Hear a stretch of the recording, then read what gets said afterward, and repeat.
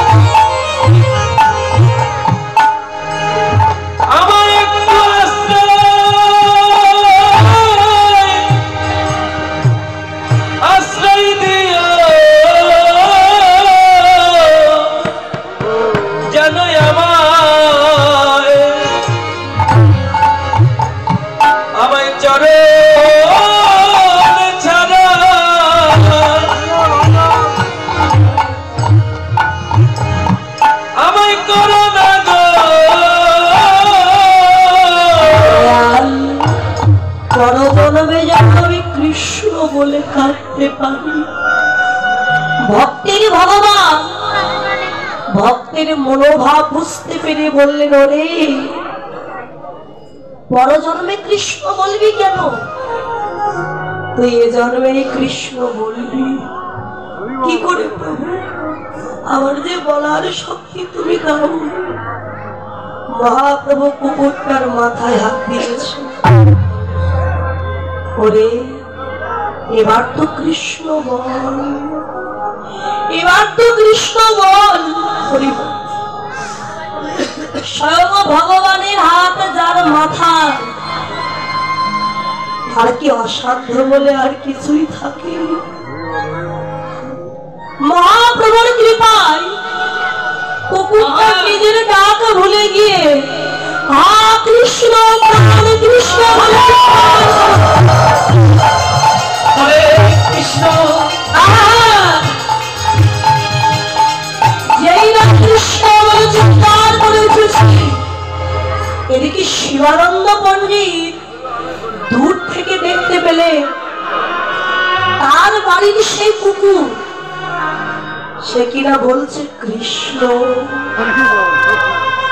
ছুটে গেছেন প্রভু দয়াময়। আমি কি দেখছি গৌর হরি? একটা পশু, সে কিনা বলছে কৃষ্ণ। গৌর হরি বললেন, শিবানন্দ শিবানন্দ ও শিবানন্দ, তুমি কাকে পশু বলছো? ওকে তুমি পশু বলো না, পশু বলো না। কেননা যে এতদিন তোমার বাড়িতেই ছিল, যে প্রসাদ সেবা করলো নিত্য প্রত্যেক দিন, যে কিনা একাদশী করে, তাকে তুমি পশু বলছো? যে এতটা পথ ছুটে এলো জগন্নাথ দর্শন করতে, তাকে তুমি পশু বলো না। ও যে পরম ভক্ত, ভক্তির কোনো জাত হয় না। যে যাহলে কৃষ্ণ ভজন করে সেই তো পরম ভক্তি। ওর হৃদয়ে যে ভক্তি, অনেকের সেই ভক্তি না। শিবানন্দ নিজের ভুল বুঝতে পেরে ছুটে গেছে কুকুরটার কাছে।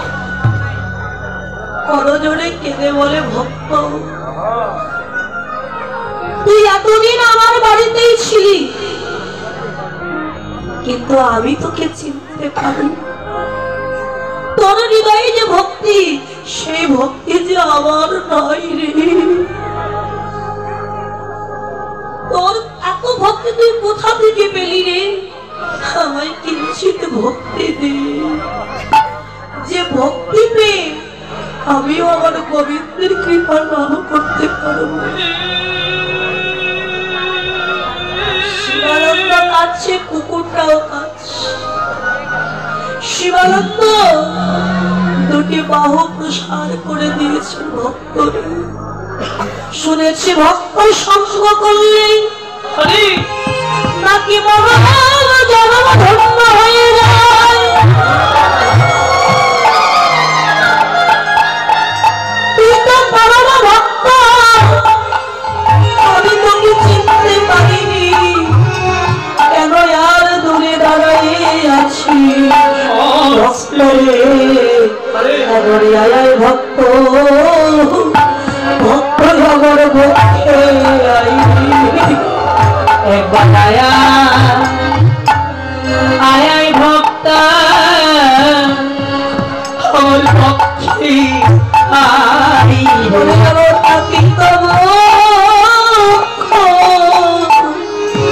আমি শীতল ভক্তি ভক্ত আমার পক্ষে আমার তাপিত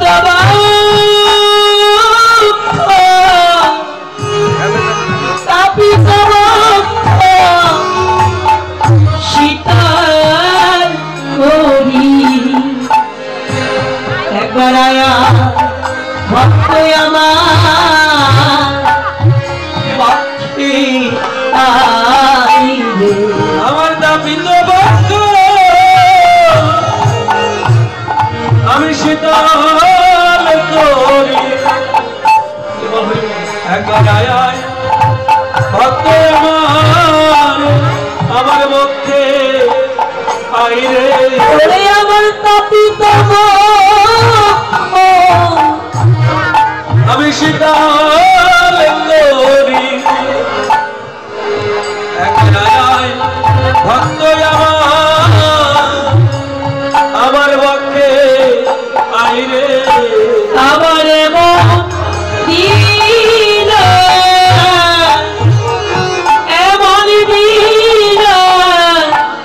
হয় কি না করে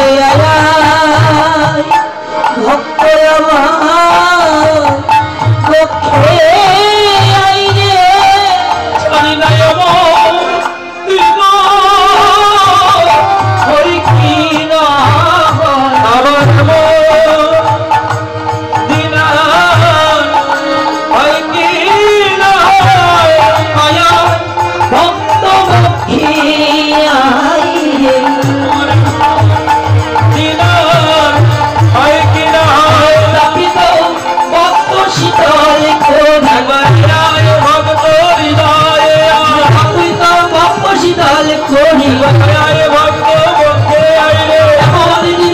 হয় কি না আমার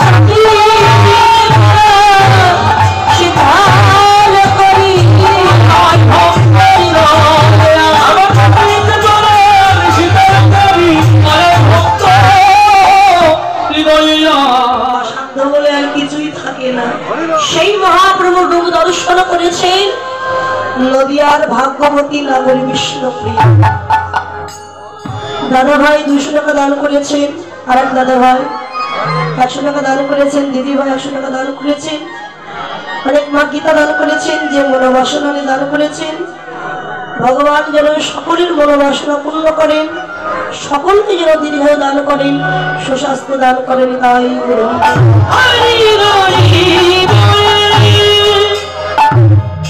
মহাপ্রভু রূপ দর্শন করলেন কে? নবদ্বীপের ভাগ্যবতী নাগরী বিষ্ণুপ্রিয়া। রূপ দর্শন করে ঘরে এসে তারই বাল্য সঙ্গিনী কাঞ্চনার কণ্ঠ জড়ি ধরে বললেন, কাঞ্চনা, ও কাঞ্চনা, নবদ্বীপের ভাগ্যাকাশে তলদেশে এমন এক রূপের মানুষ আবির্ভূত হয়েছে, তা তো আমার আগে জানা ছিল।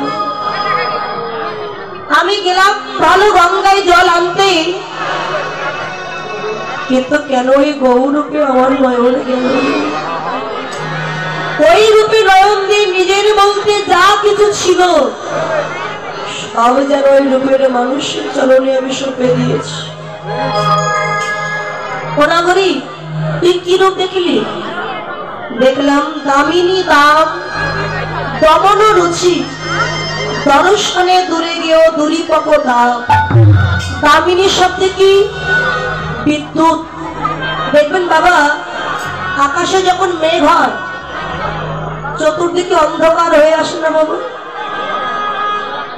যখন অন্ধকার হয়ে আসে, আকাশের বুক চিরে যখন বিদ্যুতের জ্যোতি প্রকাশ পায়,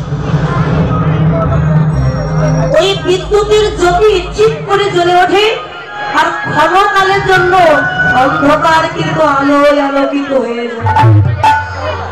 এই যে বিদ্যুতের জ্যোতি, এটাকে বলা দামিনী দাম। সেই বিদ্যুতের জ্যোতি আর আমার গৌরাঙ্গের জ্যোতি আমি এক করে দেখলাম কোনটার জ্যোতি বেশি। দেখে মনে হলো বিদ্যুতের জ্যোতি যেন আমার গৌরাঙ্গের জ্যোতির কাছে কি হয়েছে জানিস? যেন হার মেনেছে, যেন হার মেনেছে, হার মেনেছে, যেন হার মেনেছে। জ্যোতির কাছে জ্যোতি হার মেনেছে, জ্যোতির কাছে জ্যোতি হার মেনেছে। আমি হবা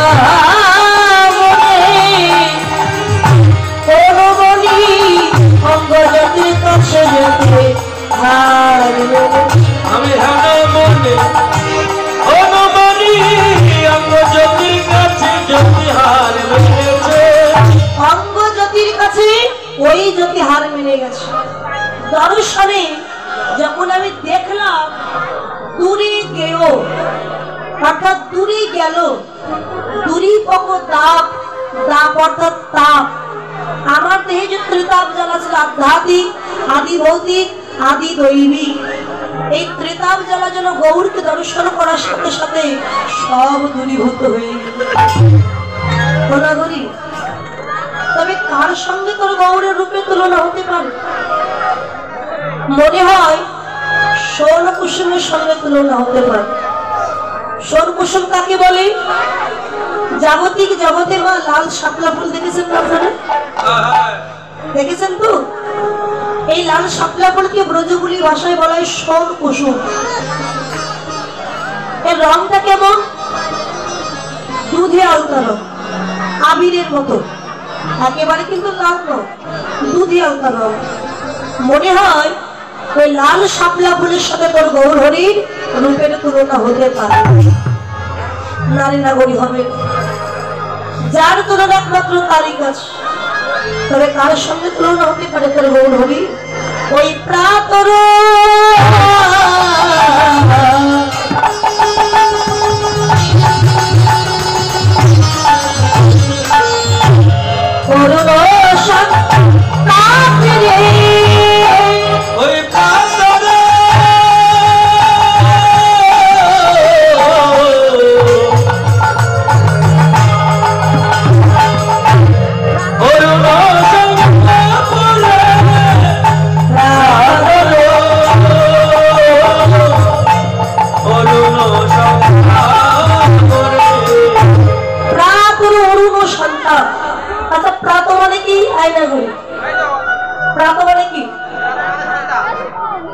প্রাত মানে সন্ধ্যা, প্রাত মানে প্রভাত। আচ্ছা মা বলুন তো, প্রভাত আগে না সকাল আগে? মা বাবারা বলে নাকি মায়ের কাছে শুনি, প্রভাত আগে নাকি সকাল আগে? মা আগে হলো প্রভাত, পরে হলো সকাল। তো বললেন প্রাত অরুণ সন্ধ্যা। অরুণ মানে সূর্য। প্রভাত কালে যখন সূর্যের উদয় হয়, ভালো করে লক্ষ্য করবেন, ঠিক যেন একটা ডিমের কুসুমের মতো গোল। ডিমের কুসুম যেমন লাল, ডিমের কুসুম লাল না? দেখো মায়েরা বলে ডিমের কুসুম লাল, হলুদ। মন আছে তো? বলে মন করে ঘুর ঘুর কখন যেমন নারায়ণপুর। মনটা স্থির রাখতে হবে, নইলে কিন্তু হবে না।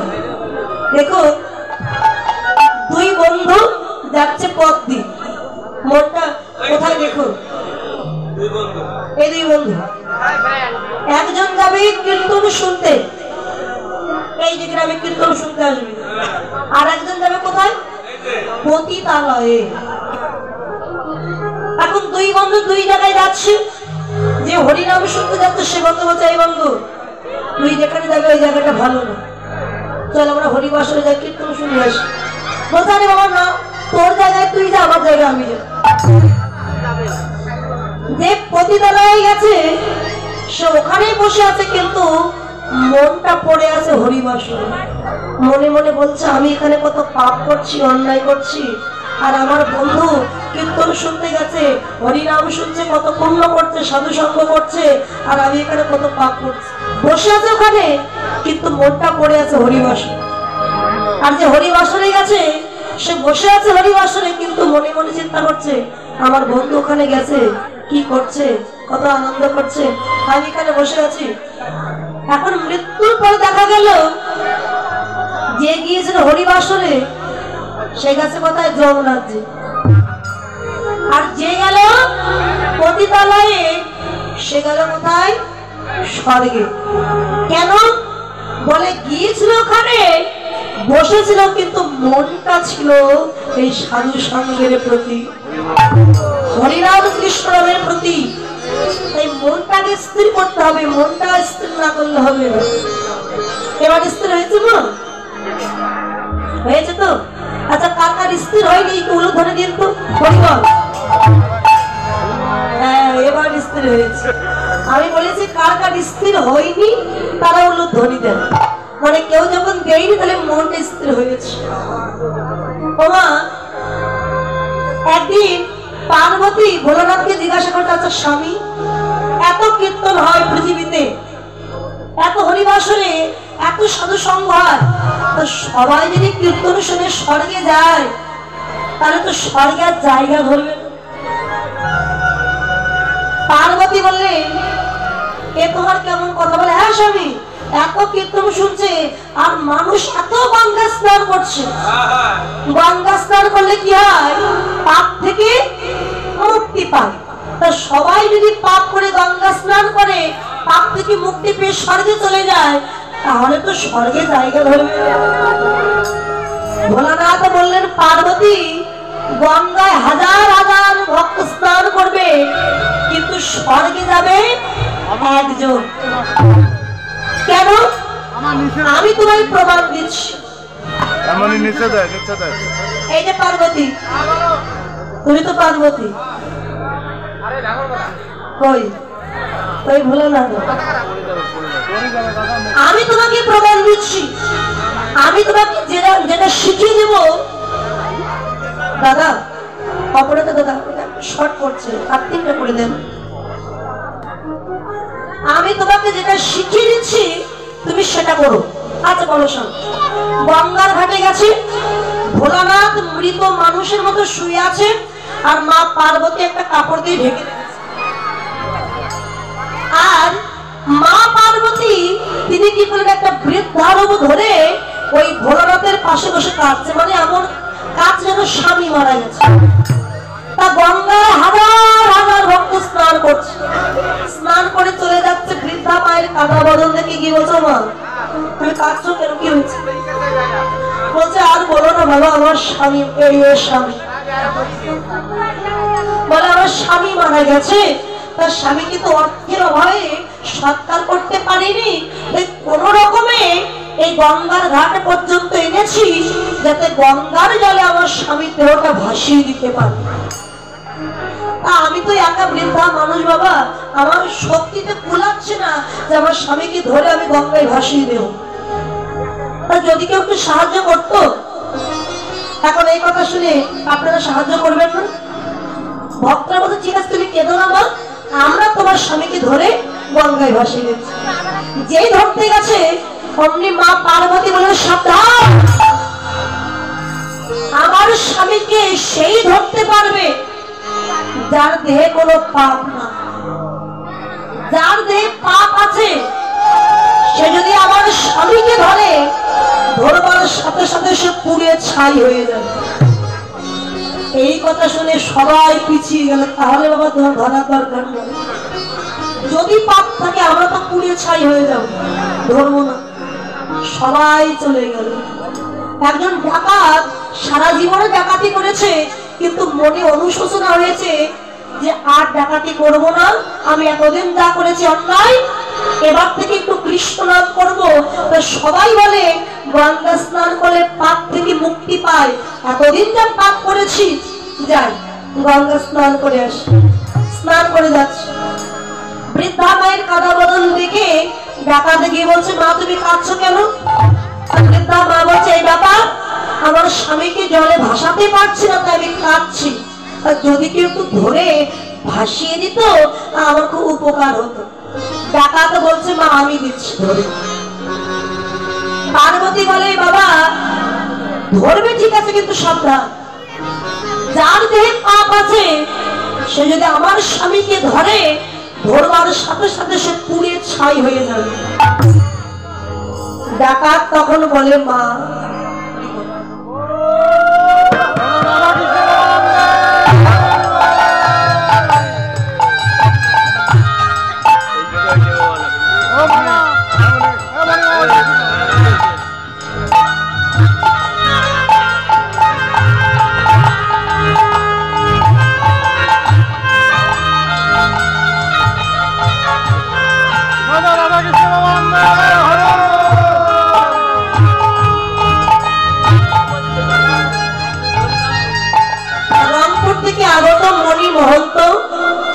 এসেছেন এই সদগুরু বৈষ্ণবের বাজারে, সুন্দর ফুলের মালা দান করেছেন, ফুলের তোড়াও দান করেছেন, অভিনন্দন স্বাগত জানিয়েছেন।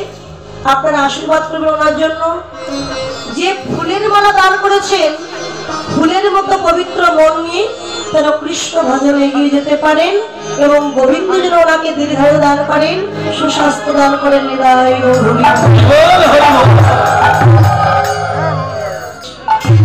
আমার দেহের কোনো পাপ নাই, তাই আমি তোমার স্বামীকে ধরে ভাসিয়ে দিচ্ছি। আমার দেহে পাপ নাই, আমি পুড়ে ছাই হব না। যখনই ধরতে গেছে অমনি ভোলানাথ পার্বতীকে নিয়ে চলে গেছে। কৈলাসে গিয়ে বলে, পার্বতী এবার বুঝেছো তো, হাজার হাজার ভক্ত স্নান করলো, তাদের বিশ্বাস হলো না যে আমাদের দেহে পাপ নাই, কিন্তু ডাকাতের বিশ্বাস হলো দেহে পাপ নাই, তাই ও যাবে স্বর্গে। যাদের বিশ্বাস নাই ভগবানের প্রতি, তারা কি করে যাবে? যেতে পারবে। রাধে রাধে। তাই দেখুন মা, প্রভাতকালের যে সূর্য গোলাকৃতি, ডিমের কুসুমের মতো গোল, কিন্তু রংটা হচ্ছে লাল। মনে হচ্ছে এই গোলাপ ফুলের পাপড়ি যেমন এমন লাল। ওই সূর্যের সাথে গৌরহরির রূপের তুলনা হতে পারে না, হবে না কেন জানিস? সূর্যের তো তাপ আছে, সন্তাপ আছে, কিন্তু আবার গৌর সূর্যের তাপও নয়, সন্তাপও নয়। তাই তুলনা করিস না।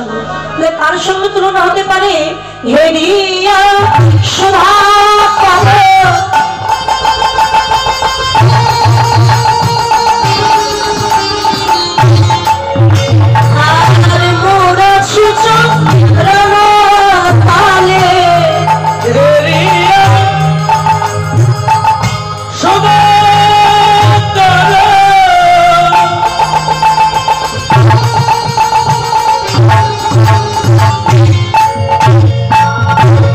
মোরা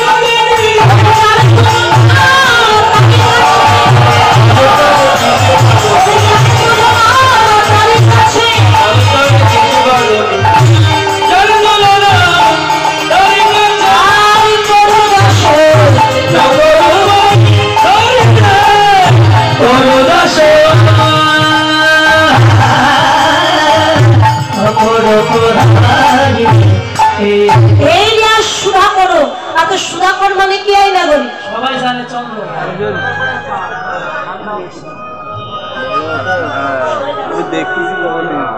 সুধাকর মানে চাঁদ বা চন্দ্র, তো মনে হয় চন্দ্রের সঙ্গে তুলনা হতে পারে না রে নাগরী, চন্দ্রের সঙ্গে তুলনা হবে না কেন জানিস?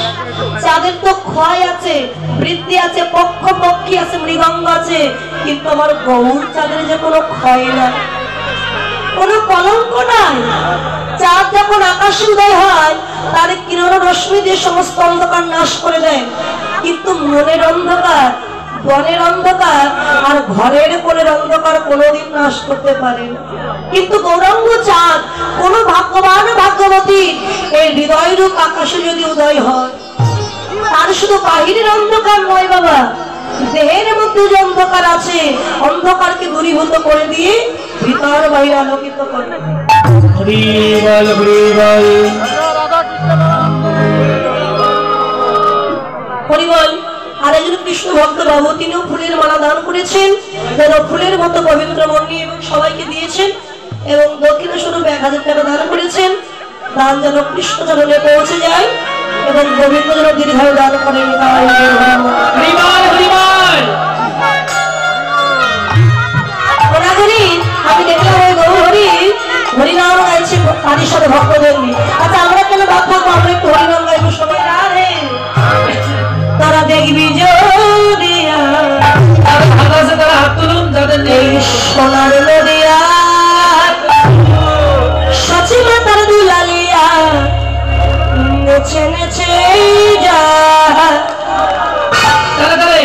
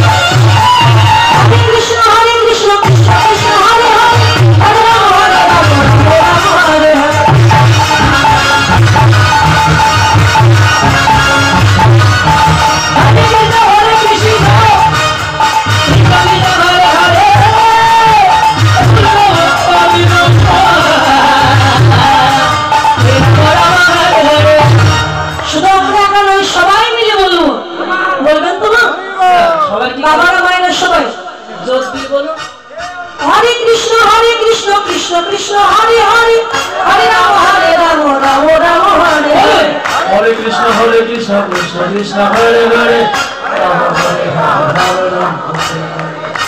আচ্ছা, ভক্ত হিসেবে কিন্তু আওয়াজ হবে কি? এই জন্য আগে মায়েরা বলবেন, পরে বাবারা বলবেন। হরে কৃষ্ণ কৃষ্ণ কৃষ্ণ হরে হরে, হরে রাম রাম রাম হরে হরে। আরো জোরে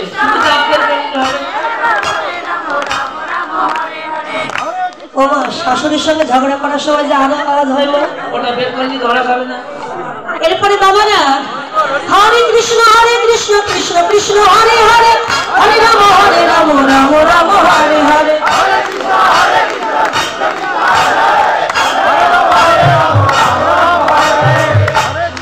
হরিনামের খেলা এমনই খেলা, কেউ যদি পেছনে পড়ে যায় তাকে তুলে নিতে হয়, তাই তো? তাহলে যারা পেছনে পড়ে আছে তাদেরকে তুলে নিতে হবে একসাথে। একসাথে সবাই গাইবে এবার, কেমন? হরে কৃষ্ণ কৃষ্ণ কৃষ্ণ হরে হরে, হরে রাম রাম রাম হরে হরে। হরে কৃষ্ণ কৃষ্ণ কৃষ্ণ হরে হরে রাম হরে হরে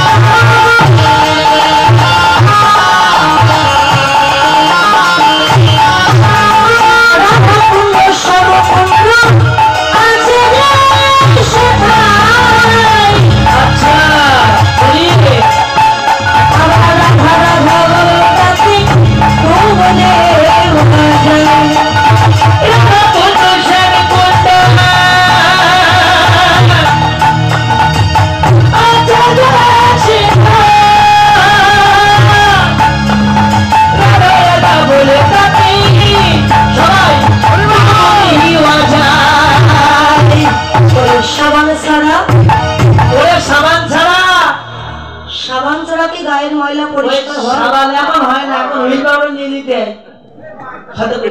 সাবান ছাড়া যেমন গায়ের ময়লা পরিষ্কার হয় না, রাধা নামের এমনই মহিমা।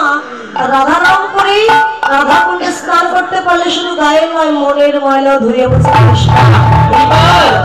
সাবান ছাড়া, ওরে সাবান ছাড়া, সাবান ছাড়া মনের ময়লা ধুয়ে মুছে যায়।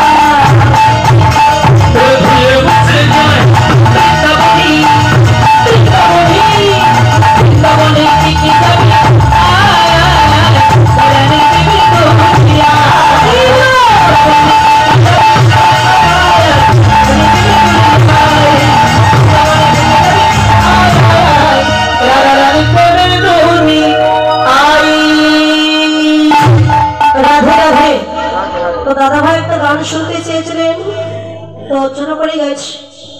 রাধে রাধে নাম জপা করো রসে পিয়া করো, রাধে রাধে নাম, রাধে রাধে নাম, রাধে রাধে নাম জপা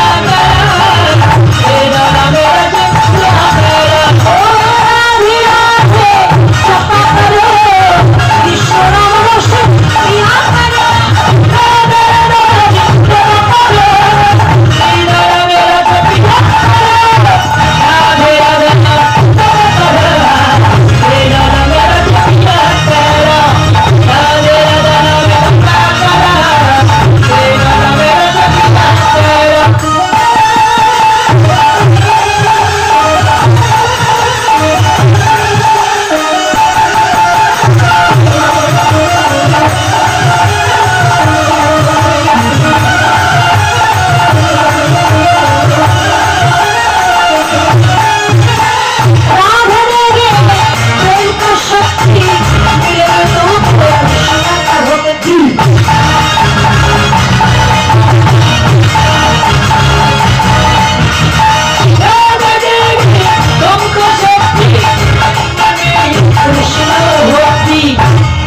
कृपा दृष्टि पर सदा करो, राधे राधे राधे राधे, अच्छा राधे राधे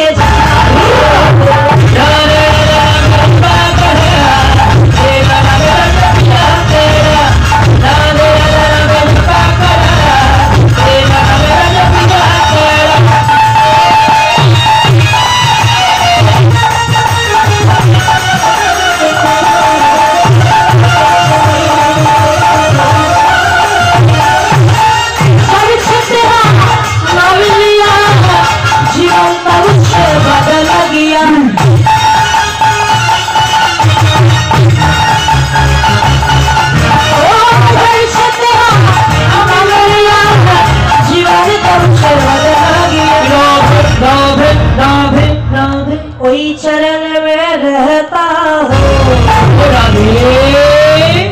कोई चरण में रहता हो, আর কি করবো? রাধে রাধে